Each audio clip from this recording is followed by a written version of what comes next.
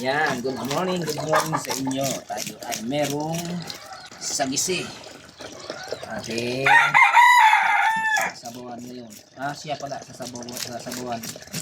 Sis, yan o. Kita mo yung sagisi na yan. Hindi, bigyan ito ilang araw nito. Itong ulo, sarap nito.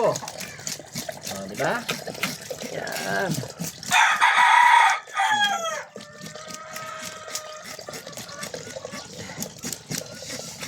Okay, malaki yan. Hindi yan basta-basta. 2 kilo.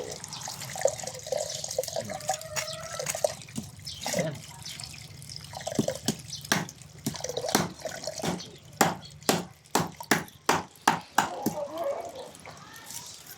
Sarap.